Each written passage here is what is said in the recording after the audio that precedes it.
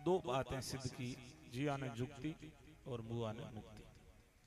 यानी जुक्ति पूर्वक जीते हुए मुक्ति को प्राप्त करें, ये भाव गुरु महाराज ने मन में रखते हुए 29 नियमों की आचार संहिता का निर्माण किया।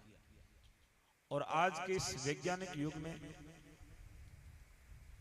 जब लगभग धर्म की परंपराएं लुप्त होती जा रही है, उस युग में गुरु महाराज जाम्बो जी की वाणी और गुरु महाराज जाम्बो जी के नियम आज भी उतने ही प्रासंगिक और उतने ही प्रभावी है। भगवान गुरु जाम्बो जी, संतों ने लिखा भगवे बाने विष्णु आयो दर्शन दीनो आए। गुरु महाराज भगवान विष्णु के अवतार के रूप में आए और कहा सैयद विश्वा वी साचो गुरु समरा थले, कान कमर नंदलाल कृपा कर आया भड़े। जो कान कमर नंद जी के लाल वो ही कृपा करके भड़े, यानी पुनः इस संसार में अवतार लेकर के आए। महात्मा विलो जी ने लिखा कि गुरु महाराज ने अवतार लेकर के वर्ष 7 संसार बाल लीला निरहारी, 7 वर्ष तक बाल लीलाएं की, 27 वर्षों तक गौवें चराई, 51 वर्षों तक देश और विदेश में भ्रमण करते हुए शब्दों का उपदेश दिया।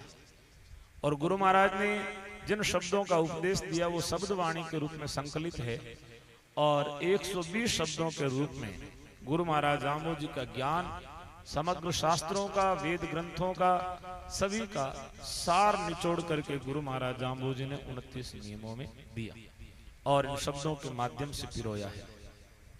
गुरु महाराज का शब्द जो भाव से पढ़ता है, संतों ने लिखा पढ़े शब्द करे हवन दुविध सब दूर गमावे।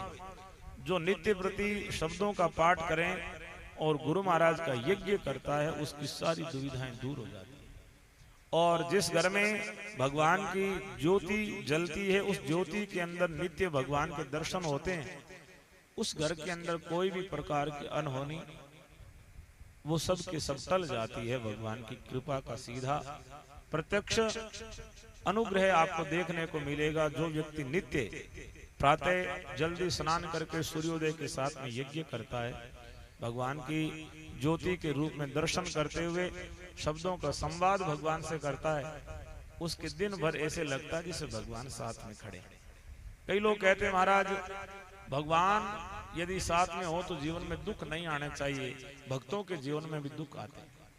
भगवान साथ में रहते हैं तब दुख तो आते हैं, लेकिन दुखों से लड़ने का जज्बा, सामर्थ्य भगवान साथ में है तब आप दुखों से लड़ पाते, नहीं तो दुखों से हार जाते हैं।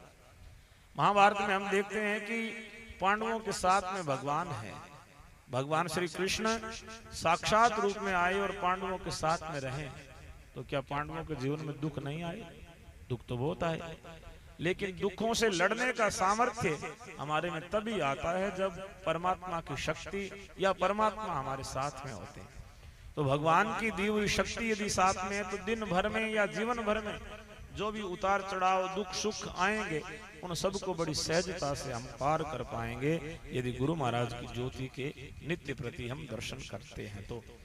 और जगह घर में रोज को 2 चम्मच 4 चम्मच 10-20 ग्राम घी भी यदि भगवान की ज्योति के माय अर्पित हुए तो अपने घर और वातावरण में जितनी भी देवीय शक्तियां होती है वो सारी की सारी देवीय शक्तियां ज्योत से पुष्ट हो जाती है यज्ञ करने से।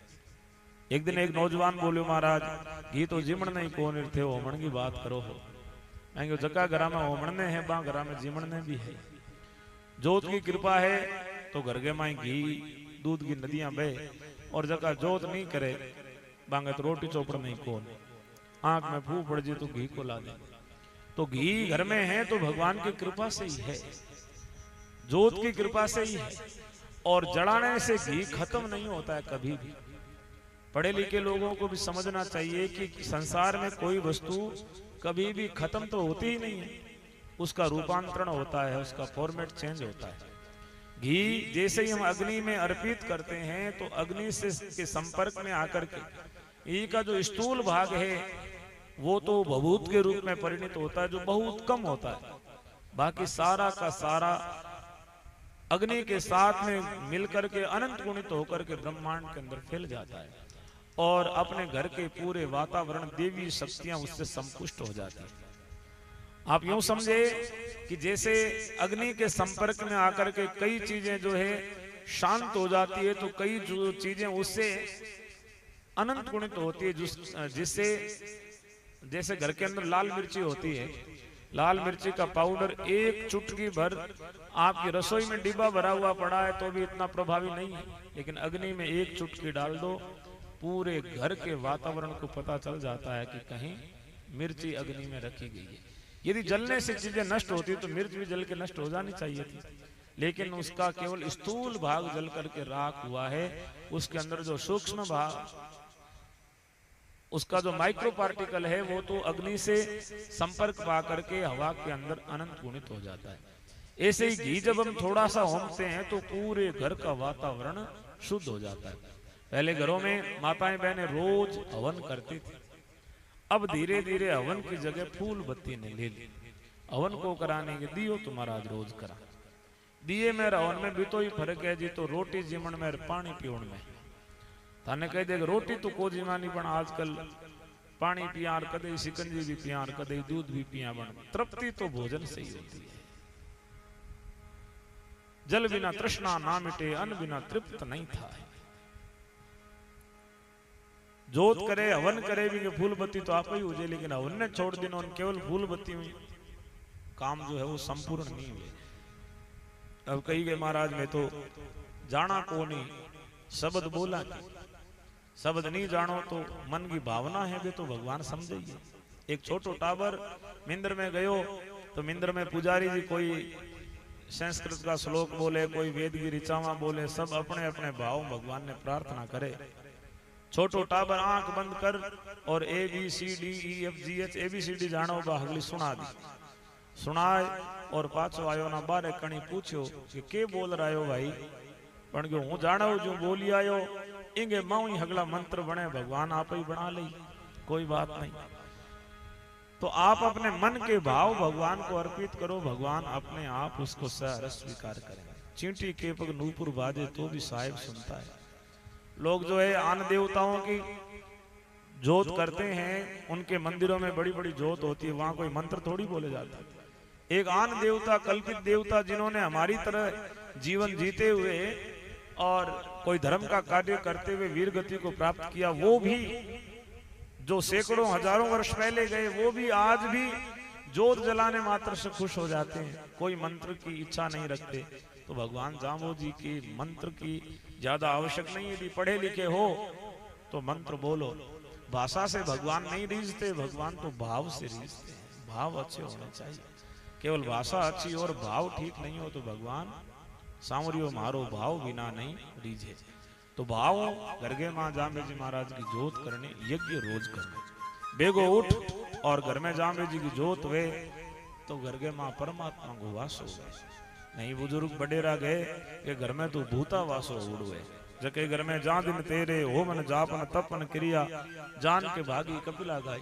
घर में जके दिन होम बंद हो जे, जोत बंद हो जे, बे दिन समझो कि घरों जकी कपिला गाय गे अपना जका मन वांछित फल सिद्ध करने वाली घरगे मां शक्ति वे, बा शक्ति घरगे मां बुई जे, जना बाद में घर में वैकड़े लड़ाई रोजगी, कदे हासू बहु लड़े, कदे देरानी जिठानी लड़े, कदे बाऊ बेटो लड़े, सब के जो आपस में 36 का आंकड़ा, क्योंकि घर की कपिला गाय तो वहां से निकल गई। इसलिए घर में नित्य यज्ञ करो, जोत करनो हगड़ाओं पहलो धर्म है। घर का हगड़ा लोग बैठ जोत करे तो बहुत बड़ो महात्म, हगड़ा लोग नहीं बैठे तो घर का जगह बडेरा है, सीनियर है, बाने जोत करनी चाहिए और टावरा ने जल्दी जोत का दर्शन अवश्य करना चाहिए। कोई भी परंपराएं कभी भी समय के साथ में आउटडेटेड नहीं होती है, उनके भावों को समझने की जरूरत है। गुरु महाराज ने जो बातें बताई वो आज वैज्ञानिक लोग उस पर रिसर्च कर रहे हैं। भगवान गुरु जाम्बो जी ने आग के आम लगाए, नीम के नारियल लगाए, आज वैज्ञानिक जो है कलम चढ़ा करके उस चीज का प्रयास कर रहे हैं। एक पेड़ पे दूसरे पेड़ की कलम चढ़ाते हैं, आम पे अमरूद की कलम चढ़ाते हैं, आम पे जामुन की कलम चढ़ाते हैं और वो सफल हो जाता है। लेकिन इसकी शुरुआत तो गुरु महाराज जाम्बो जी ने की थी। भगवान जाम्बे जी बिन बादल में बरसाए और उन टाइम रे माए जबकि बारिश करवाई बिना आज के युग में वैज्ञानिक भाषा में क्लाउड सीडिंग के या फिर आर्टिफिशियल रेनिंग के बे सब जामे जी महाराज उन टाइम रे मां शुरू करी और वैज्ञानिका रे वास्ते एक रास्तो प्रशस्त करियो बे मार्ग माथे वैज्ञानिक चाले। लेकिन आपा नादान हाँ की बी मार्ग में छोड़ा और दुजूड़िया मार्ग पकड़ा हाँ बे आपारे लिए ठीक नहीं। वो अनजान और आंधो दोनों बराबर हुआ करे, लेकिन जानत भूला माँ पापी। हगलो कुछ जान दे हुए भी यदि कोई भटके तो वो माँ पापी। आज के युग रे माँ सूचना और संचार की कोई कमी नहीं। यदि आदमी की इच्छा हो, तमन्ना हो तो कोई भी जानकारी, कोई भी सूचना कठे ही बैठो प्राप्त कर सके। लेकिन मन में भावना नहीं है तो वह अलग बात है।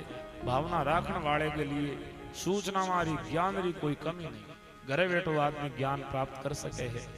और इच्छा नहीं वे घरे बैठो है 8,000 किलोमीटर दूर बैठो है वो भी जागरण सुने हैं और इत जागरण के माँ आवड़ा, लेकिन भावना नहीं है तो जागरण में को बे जनिका माँ जी डाल अड़गो बे का 2-4 और लेर बैठी अड़गो जार कि इति होनी चाहिए कि नेड़ो बे घणो गुण हुई और बैठो भले ये थई करो।